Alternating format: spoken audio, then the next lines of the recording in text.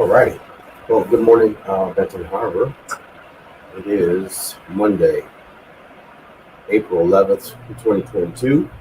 I'm tired here. We are on for another week of chat with the chief. I actually had two guests. One at the last minute had to pull out for an emergency reason. The other one, I'm not sure what happened. I'm not able to reach it. So we will go on anyway. Last week we had some technical difficulties. So it took us about 10 minutes before we were able to iron those out and get on. So we are on today. I am Danny Dennis. I'm the Director of Public Safety here at the City of Benton Harbor. For those who don't know what public safety is, we are both police and fire. So we do both police and fire. So we are that. We've been public safety since 2009, and we do both jobs. And actually, I think we do both jobs well. So I actually had planned on, with all the occurrences from last week into the weekend, to have co-host Pastor McAfee kind of take the reins, but I'm not exactly sure what will happen. Hopefully, he'll get on here with us shortly. So, with that being said, Ben Harbor, again, it's good to be here. I guess let me first talk about why there is chat with the chief. We have, years ago, there's a chief here, Chief Mingo. Years ago, we had a radio station, and it was the city's radio station. And we had a couple programs on there, and we were able to get information out to the public. Chief Mingo at the time had a program that ran for about a year or two, I believe, and he got on there every every week, about an hour or so, and talked about issues, police work, city of Benton Harbor, things like that. So that was a good idea, tremendous idea. We thought we'd like to bring that back. Of course, now it's different because you have streaming where we had the radio station before. So, old guy like me, half a century old, have to improvise, adapt, overcome, do some learn some new tricks. So figuring the streaming thing out, there'll be some hiccups and some errors as we go, but bear with me. Don't necessarily have at this point an engineer. It's just me in my office, as you can see here. With that being said, though, we do have the ability with streaming, which is a good plus, is that we can go on different locations. So we will plan on being in different places throughout the city, as we have different topics and things that we discuss. We'll have guests on. One thing I want to talk about, what Chat with the Chief is really talking about significant issues, talking about things that affect the city. One of the things that I'm really working diligently on trying to change in our city is kind of that spirit of apathy. People not wanting to get involved for whatever reason. They might call it no snitching, or maybe it's just not their business, they think. Well, ultimately, us as a community, if you can see it, touch it, taste it, it affects you. So, we want to get back to neighbors knowing each other. We want to get back to if you see something, that you say something. It's not about snitching. It's not about not getting involved. It's not your business. If there's something that occurs that you see, obviously it has touched your periphery, it is your business. So I think we would probably all agree this cohort of young people are a little different, and they need a different type of leadership. But first of all, they need leadership. So we'll be talking about issues like that. We will be talking about some public safety things. Mr. Matthews, come on. We will be talking about some public safety things. But it's not going to be one of those things where we are hammering you with police propaganda. Our tagline is, can we talk? There's some things that need to be said. So that's where we are. Pastor McAfee is on with us, and he's clear and smiling. Good to see you, sir. How are you? Good, man. How about yourself? Good. So you obviously have an owie. What happened? Man, I messed my shoulder up. So I was basically freestyling. I was improvising, adapting, and overcoming. Just kind of talking about what the chat with the chief is. and hoping that you come on here. So, excuse me. So that's what Traffic Chief is. What it is. What it is not. It again is fluffiness. It's not pushing out propaganda.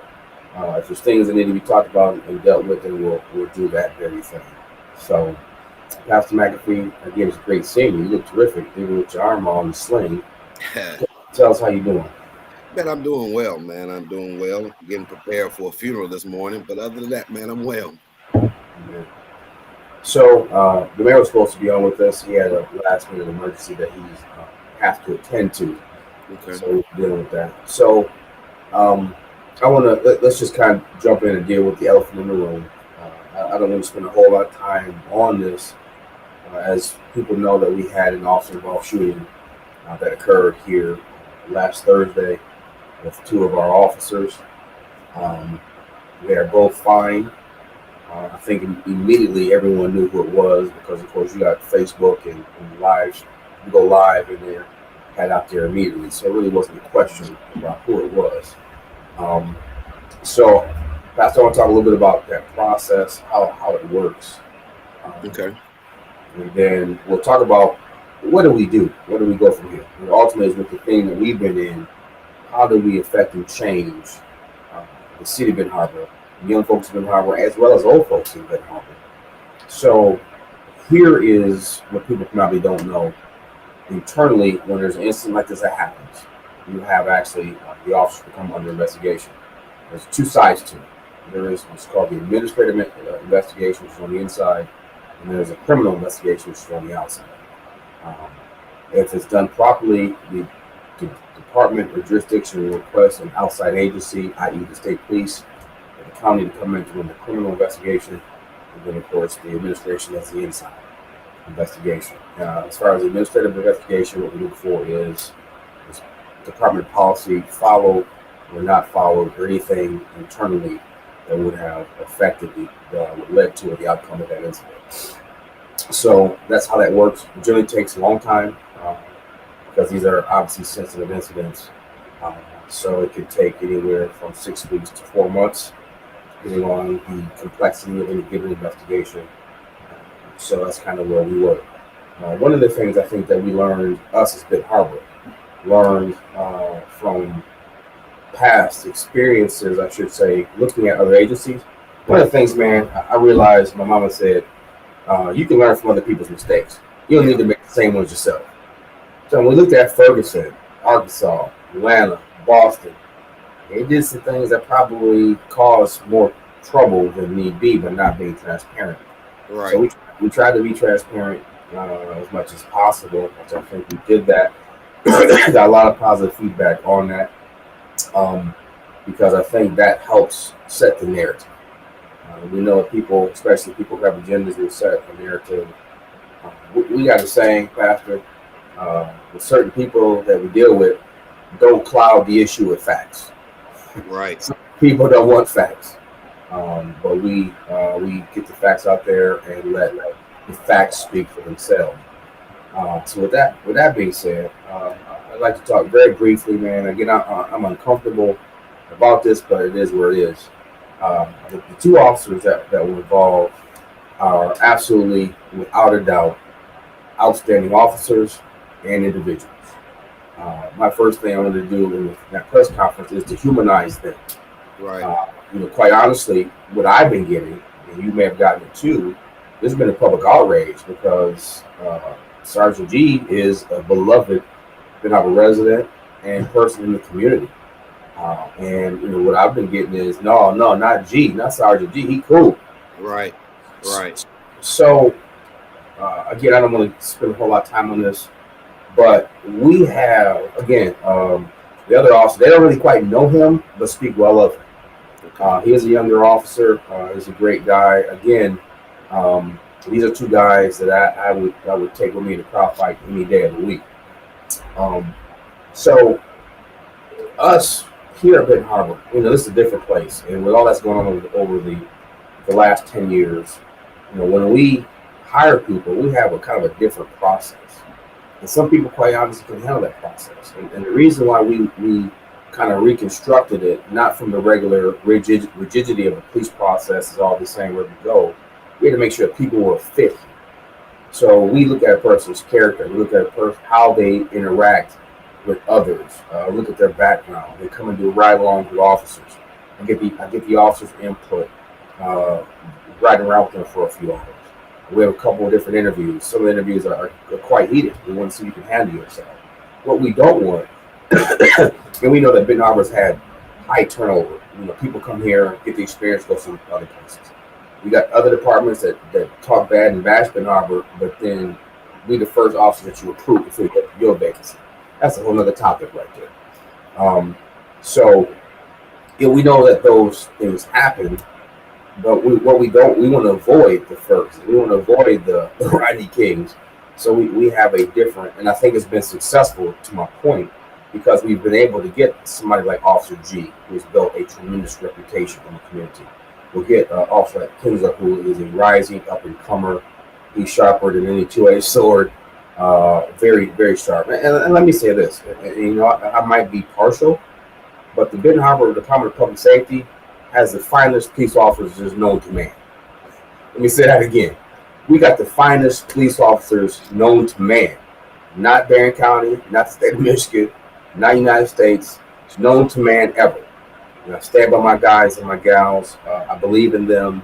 And I think when we came together, when we were hurt, it would bring joy to your heart and tears to your eyes if you saw how we came together as a department. So, again, I don't want to speak too much to that, into that. But I got one guy, one of my guys, he's in law school. Yes, I said law school. That's the type of quality of officers you have working here after. He's in law school. He goes to law school in Detroit. Okay. He drives back and forth every day, or every other day, give or take. He got the call 2 o'clock in the morning. He was here. I actually moved here, so he has a house here, and he's finishing the law school there. Our fire marshal from Indiana moved here, a city resident.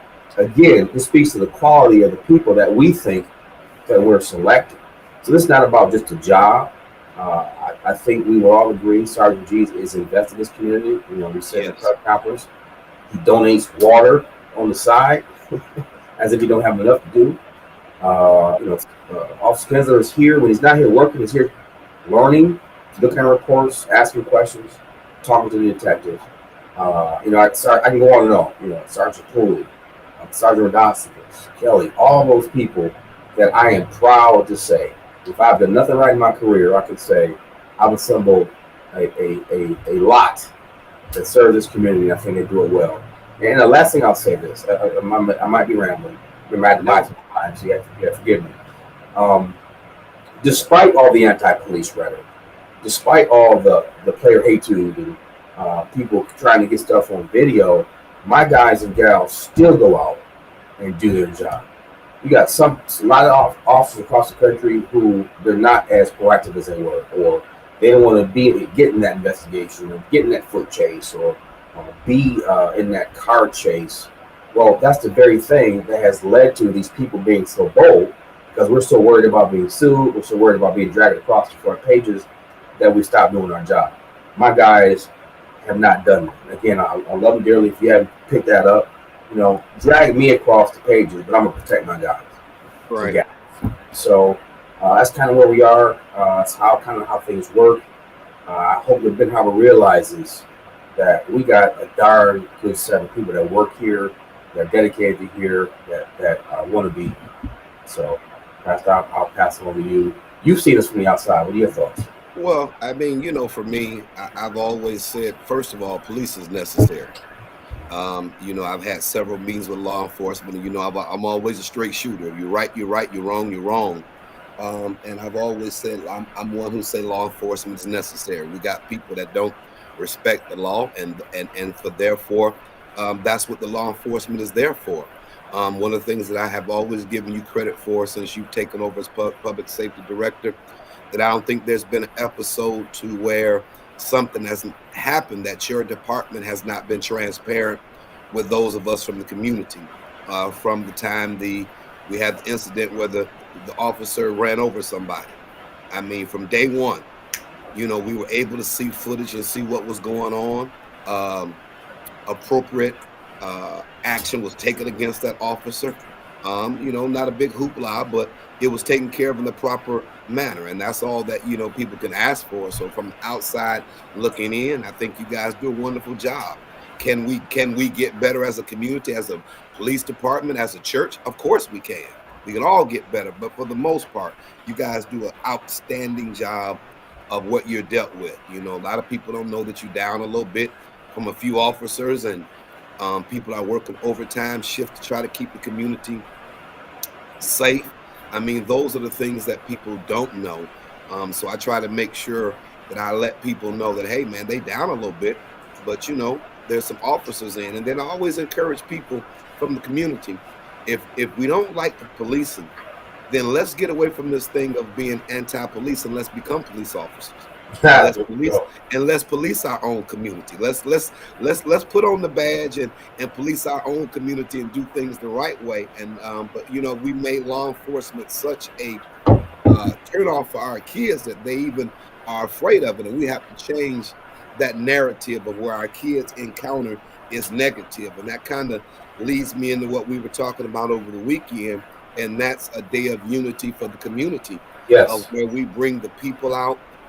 You know, we bring the police out, we cook some food, we get some popcorn machines, snow cone machines, get some resources out there.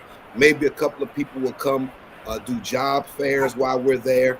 Just a day of unity in the community to come together and to show what we can become and what can we accomplish when we all come together and realize that it's going to take all of us. But I think the biggest thing that we have to say is listen, if we're going to evolve as a community, we have to condemn the violence from all the way from City Hall to the pulpits to the street corners. It's amazing to me what we'll raise hell about and what we'll remain silent on. And you don't have to say anything negative about anybody, but anybody would have to admit that the uptick in violence and the shooting in our community has to be concerning. And anybody who can just say that's us, then that's a problem, because I don't remember that being us. I see this is what we've evolved into, but I am 50 plus years old and I don't remember this being us. And so I won't accept this is what we've become. I will accept this is what we started to be, but I won't accept that this is what we're going to stay as. And so I think we have to come together, have a great day of fun, interacting and getting to know one another again. I mean, you know, back in the day, everybody knew somebody. We don't even know our neighbors anymore. Right. And so I just think if we're going to have a better community, if you get to know me, you won't believe all the things that you heard about me on the streets, because you got a personal relationship with me yourself. You get to talk to me. You get to judge Pastor McAfee from what you met him about and not what you heard. And I get to meet you and say, hey, that brother, that sister, not that bad, man. You know, we all got the same issues. They just got a scowl on their face and I got a smile on mine, but they got the same issues that I have. And so I think if we spend some time getting to know each other, having a fun day in the community, it can be a beginning of a revolution of change, because we need a day of healing in this community from the past shootings. Some of our families have been torn apart because they've known each other, and somebody has killed somebody in the family. We just need a day of healing in the community. Absolutely. And there's so many things packed there. And I really believe that Ben Harbor is ready. I just don't. Great community, man. Great community. Great community. You know, talking to we both got church mothers and deacons in our church that remember the old days. We have in our community, I know, for a fact personally, some mothers have been in a house 60 years, yes, 40 years, 30 years. Excuse me, not the cold. I'm trying to fight here.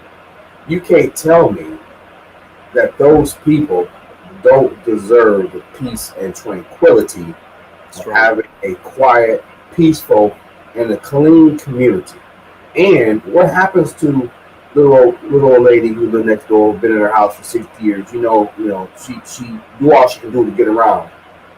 She can't shovel her yard, or she can't rake her leaves, that we would say, hey, I'm gonna send my son over there, or I'm gonna go over there myself and take care of that. Those are some of the things that we need to restore. And I know there's some young people that are stepping up saying that now. One of our commenters, Brother Skill Turner, he's one of those who he is so diligent at trying to find ways to help. He goes 110 miles an hour, like 24/7. You gotta get some rest there, buddy. Good young man. his heart's in the right place. He's that guy that will go out and do that. Or maybe somebody might don't have the milk. Remember back in the day, you can go next door, go ask so and so for a cup of sugar. Yep. Go ask for some milk. Where is that? No one said that in it. But when you get your moral compass from rap songs and various things on TV, and all we see and everywhere is the pollution of relationships, then it makes us wonder. But if we were, and I think you talked about this last week, Pastor, if we were to still take ownership of our families as a community, I say family as a community, and correct some of these young kids, some of these behaviors and thought processes, or tell them, hey, that's not really how it really is. It's not, a movie or a rap video is that 5 minutes or that hour and a half. That's not reality. It's not reality. It's not reality at all. So I know that there's some people that are sick and tired of being sick and tired, and we are here putting on a call from the Public Safety Department. And let me say this too. Because some people have concern, other people, there's two sides. Some people are saying call the police, they crack their head. Others are saying that could exacerbate the problem. Both sides have some validity. But we will have enforcement this summer. We definitely will. However, you said this. We can't arrest and write tickets our way out of this. No. We can't do it. People have to take control of their community. In an ideal community, in an ideal setting, the police officers are just they should be ancillary. They should be on the side. It's the people that police their community. And it gets to the point where, the internal controls of the norms are more set in place. People don't respond to those. Then they call the police and then we come. But they call for small stuff. You got people who call medic simply because they want to ride from point A to point B. And it's a drain on the system. So, the police, we can't police our way out of this. Beginners can't press conferences way out of this. We can't look, sugary sweet our way out of this. It's got to be the people of Benton Harbor coming together. That's all of us, all the churches, all the organizations, all the leaders, city leaders, commissioners, all the people need to come together with one voice. And I think right now we don't necessarily have that one voice, Pastor. No. Right? No, we don't have that one voice, and you're absolutely right. We can't police our way out. You can't legislate righteousness. People gotta want to be right. And I think for a lot of part, what has happened to us is insanity has become sane. Say that again. It has become insanity. Abnormal has become normal, and normal has become abnormal, because nobody can say some of the things that we see is just normal. That's not norms of any community, any society, of what we're adapting, far as we're just accepting violence as retribution, as though is the wild, wild west and different things like that. That's not normal. There's ways for us to handle different things, that we have to learn how to handle different things in order for us to get where we need to be. So I think one is we have to look as a community and say, what do I want my community to look like? What's acceptable? What's not acceptable? Because people talk a lot about different things, but what is going on in other communities? That's the problem. I'm not saying Ben Harbor should have to emulate something else, but what do we want to see our community look like? Don't we want to be able to see our kids come down the street and be able to play without the fear of gun violence erupting while they're outside? What do we want to see? And I think if we start to shape and mold what we want to see, I think most of us gonna realize that what we see is not how we really want to live. So, Pastor, that's a great point. And did you get your Amazon delivery? I don't know. I did make a mistake here. I put in there you can submit questions and comments via text. I meant chat. That's correct. So if anyone wants to submit that via chat in the chat boxes on Facebook or on YouTube. So I want to make sure that's clear. I'm sorry. Remember, we said we're learning. We get this thing. We're learning as we go. So, yeah, Pastor, you said something significant. We want to. We need to shape the community as how we want it, how we want to be seen, how we want to see it. That goes back to that old statement: it takes a village to raise a child. Right. We see what's happening when the village goes hands off and doesn't do their part to raise the child. But here's what I think. Well, let's kind of flip this around. It's not all about bashing the young people. No. It's not all about them, being wild, out of control, having no respect for authority. Because quite honestly, what type of example have we given that would have been the ulterior voice of reason or the ulterior position? But if we're all talking about we don't want to get involved, or if I see little Maurice McAfee down on the corner acting crazy, I don't call his dad no more like we used to back in the day, or we'll get your butt in the car and taking you home. I think that has contributed to where we are. So we have to accept, and correct me if I'm wrong, Pastor, you jump in. We accept some responsibility of not stepping forward because we've been so apathetic, because we're saying it's not my business, because it ain't my kids. I don't, whatever the case may be. We have contributed also to a certain extent, not passive blame anywhere, but to the fact that they don't see the model, the role model that you're talking about, and we don't say that we're interested in. Well, I think you're right. I think as the more that we've evolved, the more that we've dropped some of the old style raising, I would probably say, or community values or so. Again, as you stated, if you saw Maurice McAfee's son doing something, and make a phone call. I think we have to get back to the point of where if I know you, I'll make that phone call. I think a lot of it has been we fail to keep some of the established norms that benefit our community that we've dropped in our haste to become so worldly, if that makes sense. And let me just say this. I think, well, that's old fashioned. I'm like, no, that ain't old fashioned. That's just good common sense. It's common sense. I always tell people when we were younger, I'll make an analogy. Parents didn't leave kids home very often by themselves because they understood the nature of personality and the evolution of you as a teenager. Because sneaking kids in. We've lost all those things, man, of where our parents put safeguards in. That the neighbor saw something across the street when your parents got home, they'd make a phone call. And you never knew where the phone call came from. You just thought your parents had spies everywhere, or they had the house bugged because everybody watched out for the neighborhood. And I think if we can just get back to looking out for one another, get rid of the vitriol and the hatred that we have for one another. I think when I'm out, if you know my personality, I speak to people. I don't care if I don't know you, I'm speaking. But man, if you speak to people, they look upside your head. Now, what are you speaking to me for? You don't know me. I'm like, bro, I'm just speaking. Yeah. I want you to have a wonderful day.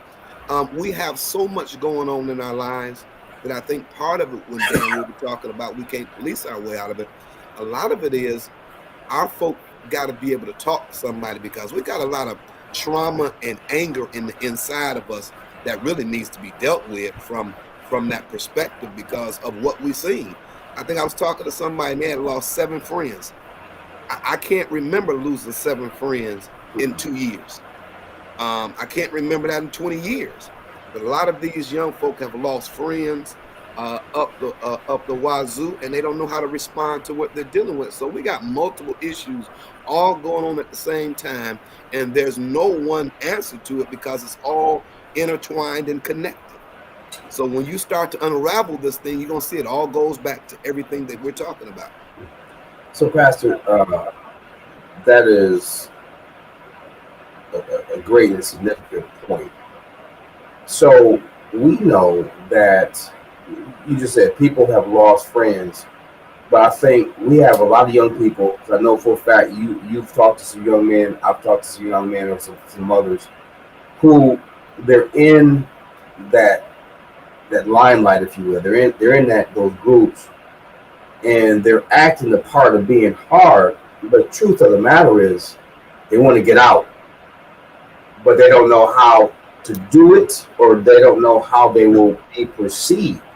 So we got people, quite honestly, we've made some arrests with some young men who have had guns on them that simply said, I'm scared, I'm just trying to protect myself. Yeah. They're not gang members. They're trying to walk from point A to point B, get a haircut, go to Family Dollar, whatever the case may be. They don't want to be in this situation. They want leadership. They want a safe community. They want to be able to go out and not worry about being shot down or being the victim of a random stray bullet. So, Pastor, I know you have dealt with some families that the kids are saying, hey, you know what?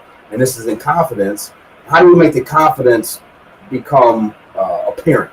How can we get more kids? So what can we do as the police department, churches, community, city, whatever the case may be, have a safe haven and have a place of comfort and education so people can successfully remove and educate themselves from the streets? And then I want to show some of the comments, Pastor.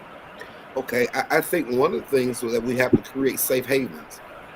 We have to create silos where families or young folk who want to get out can come somewhere and actually talk without it, getting back out. I think the success for me is that I've built relationships that when we have those conversations, they don't hear their conversations again.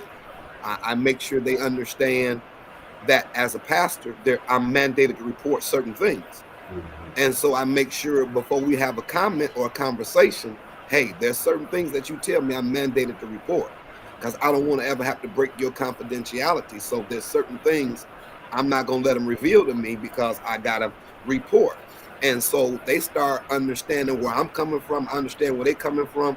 And we just develop that relationship over time where they can pick up the phone. I make my cell phone available to them. I just don't service them and say, I'm praying for you. Here's my number. Yes. There's my direct line. If you need to talk to me, call me. But we have to make it where it's comfortable. It's safe for them to be able to say something. And as I said last week, that offer is still open to some of the parents. If your child just needs to get out of the city of Ben Harbor for a while and go to some relatives until they can get safe or whatever, call us.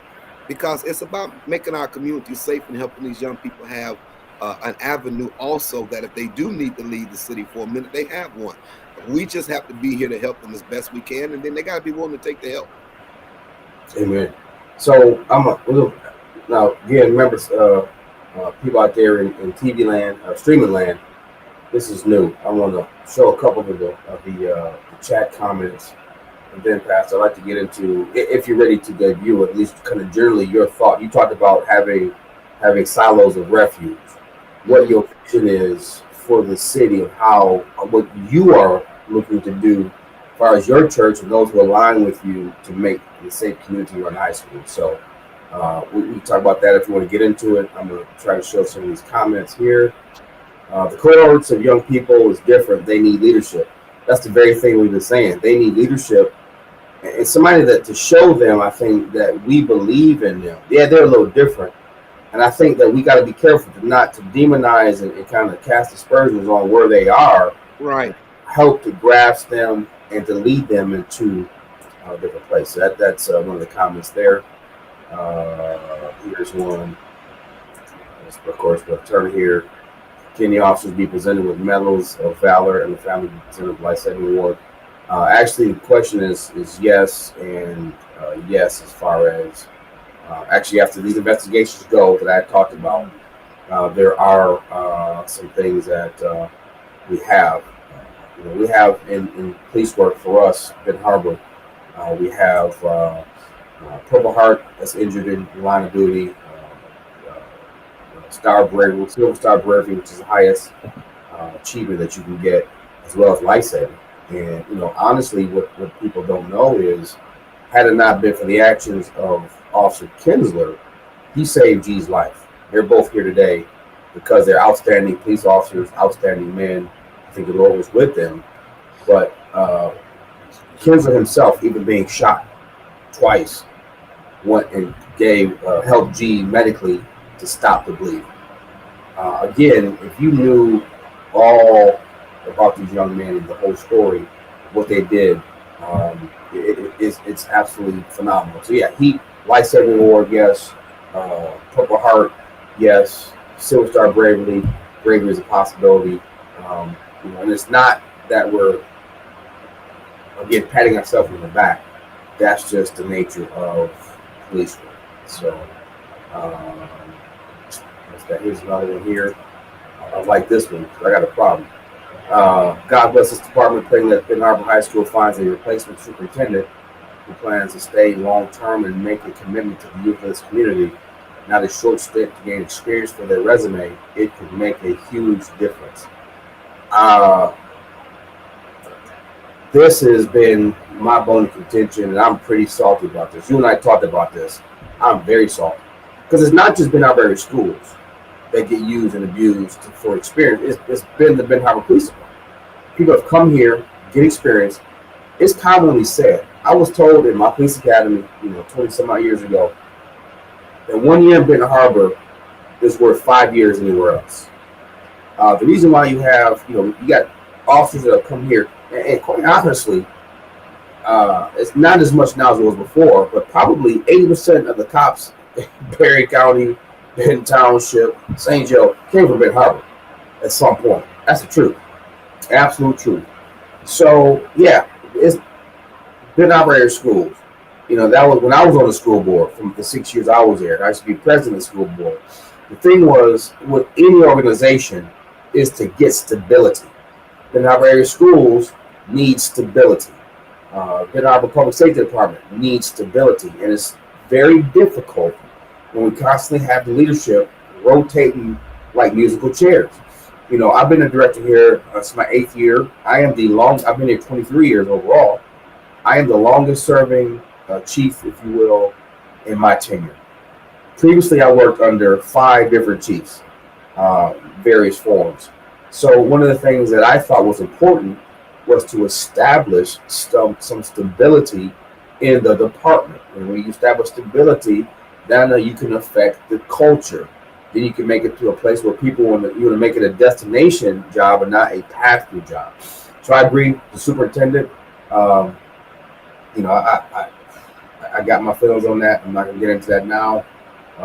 Very strong. But I do support Benton Harbor schools. President Robinson, I think the school board is a tremendous group. The leader, Deshauna Robinson, is phenomenal. I support her 1,000,000,000%, if that's even a number. That's where we are. Benton Harbor Public Safety Department and the city of Benton Harbor will always stand behind Benton Harbor area schools. But that's a great point. You know what? There's something need to be said. Let me just say it.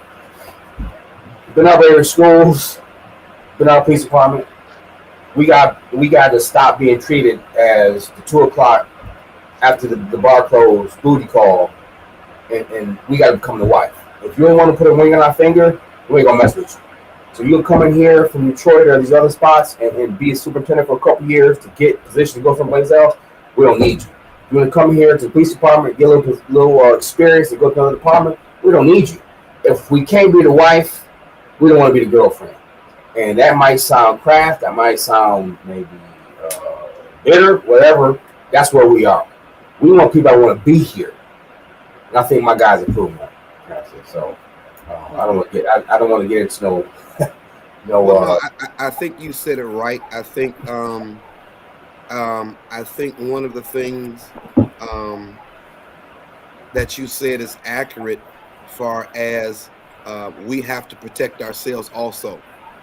In our negotiations, most of our people who come here, if they get fired early, they collect their money until the contract is over. I think we have to start building in contracts that if people leave before their contract is over, they owe us a year's salary. You start to weed out people that really don't want to be here, because if you plan to be here 5 years, you don't care if that year of give back is in that contract because you committed to being here. We just have to do things to protect ourselves from people that come here for that to get out of here. But here's the other thing I'm going to say. We got to start respecting our own. Yes. We have too many of our own in other districts, from Grand Rapids to Kalamazoo to Buchanan, that are doing well, but because of personality conflict, interests in our community, we let some of our folk get away. They can't be that bad if they're going somewhere else being successful, and we still struggle to keep one. So as they would say, you got to start looking at, because the proof is in the pudding. How is it they can't survive here, but they go to other districts and fare well? It's personality clashes that we got to get rid of. And here's the last thing: if it's about the kids, and that means I'm gonna leave my stuff at home and making sure I'm dealing with the kids only. So, actually, so you open up some sore spots. You said it. We say what we talk about what need to be talked about. It needs to be said. We got one of our own down in Buchanan. She was, like I was just saying, between superintendents, she was good enough to hold the ship right until they got the replacement, but she wasn't good enough to become the captain of the ship, but another community did. We got people in Battle Creek, in Kalamazoo. I'm gonna mention their names. Actually, they're very good friends with my wife.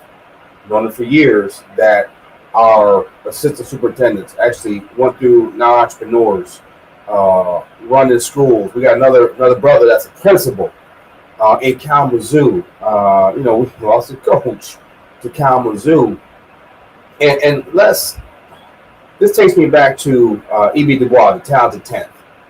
Yep. And we are so far away from what that is. You just spoke to it. So what the talented 10th is what E.B. Du Bois wrote back, and I want to say in 20-something, where people from the Black community go out, get educated, become doctors, become lawyers, become entrepreneurs, come back to the community that they left, and help to use those skills to build it back up. Right. That's what the talented 10th, the concept of the talented 10th is. The 10% to come back to build back the community to make it strong. We have, again, people in leadership, top leadership, in districts, other districts other than Benton Harbor. And I look at that and I scratch my head, because how could that be? And let me say this. It's not a matter, because I know all of them personally. They love this town, and I think if the opportunity arose for them to rise to the level of achievement, they would have. I know for me personally, people have asked me for years, McGinnis, why you stay there? Why you in Benton Harbor? You too good, da da da. When I was in the academy, this is that type of my mentality. Call me stubborn. Pastor McAfee, the director of the police academy, called me aside. He says, "Hey, Danny. They like calling me Danny. I hate that name, but Danny, you're too good for Benton Harbor. You won't be there long. You could write your ticket anywhere. You're a young, intelligent Black police officer. You can go anywhere."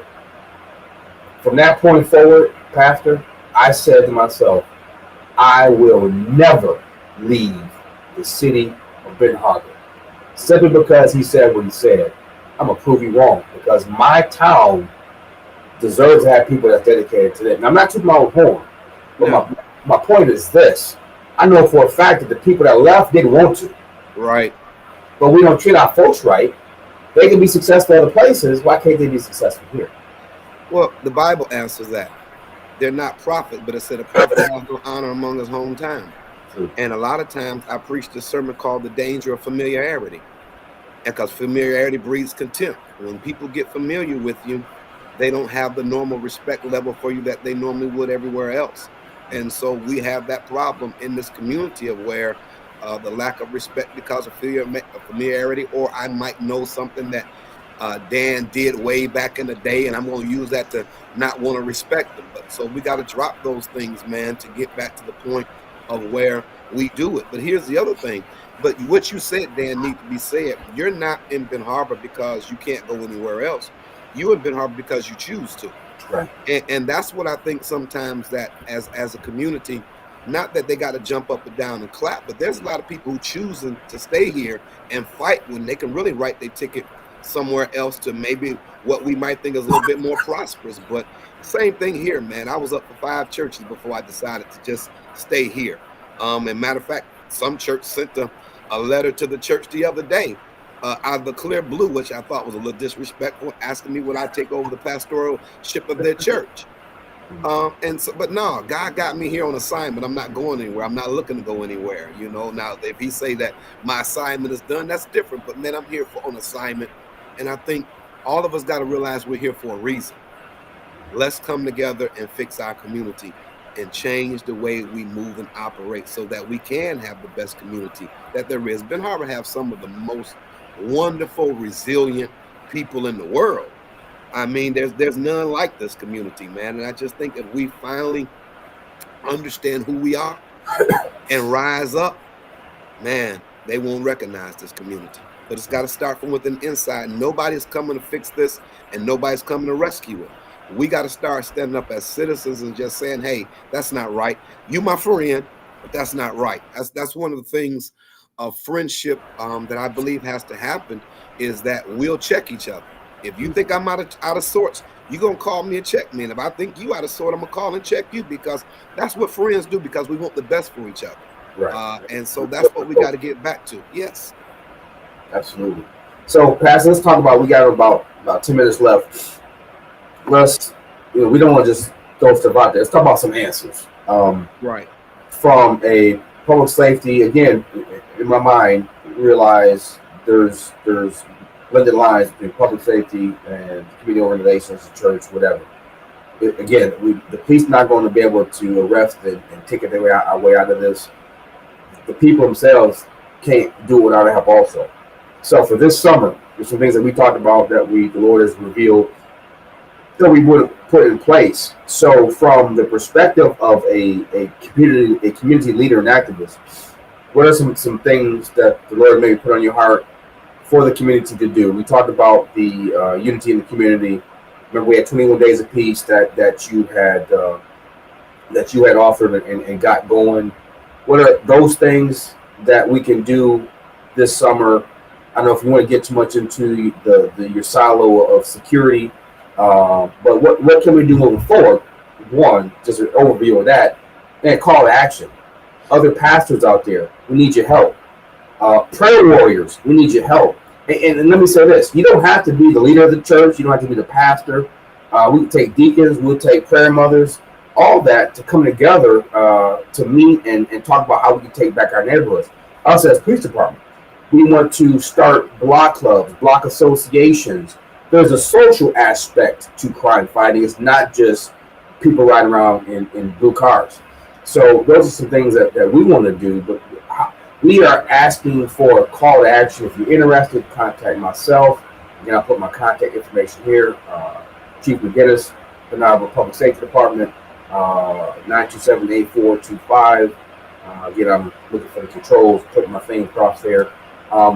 Brother pastors, if you're serious, and this ain't about you, unfortunately, a lot of pastors, if they not their idea, they'll happily support it if they support it at all. We're looking for people like Pastor McAfee, like Pastor Palmer at Bethel, like Pastor Seeds, Pastor Torres Montgomery, Seventh-day Adventist. Yeah, he's SDA. I don't care about that. The brother has put his money where his mouth is and is working in the community. New Bethel, put their money where their mouth is and workers in the community. So we're calling, we're making a call for arms. We need your help. We can't be we without you. So, Pastor, talk about some of the things we're trying to do, and we'll write up out of here for this week. Well, some of the things that we want to do is one is get the community back active, get back outside. I'm trying to talk with some of the baseball coaches, little league coaches. How can we help you better get people playing baseball? How do we better get the kids back actively involved? And my thing always is, if you're talking about baseball uniforms, baseball gloves, baseball shoes, we'll buy them. Let's just get our kids actively back involved. Let's get parents back at the fields watching, getting our kids back into participation in things that are positive. Also, finding ways to where we have to make it where when parents are in need, a lot of times our parents just don't have the resources or don't know where to turn. How can we be effective? So one of the things that we're working on, just not New Bethel, but other people, and this is a call for everybody, church, out of church, wherever you at. This is a call if you love and care about the community. If you're having trouble, we're trying to set somewhere where you can get called. You can call a hotline or something saying, hey, I'm having trouble. What's the resources out there? My 14-year-old is out of control. What can I do? And all kids, all parents aren't bad parents. A lot of parents raising their kids, but all of us who've been parents know once your kid get to a certain age, I don't care what it is, they're going to do what they want to do. And so how do we support those parents that need that support? So that's one of the things the Lord has gave me that we're working on.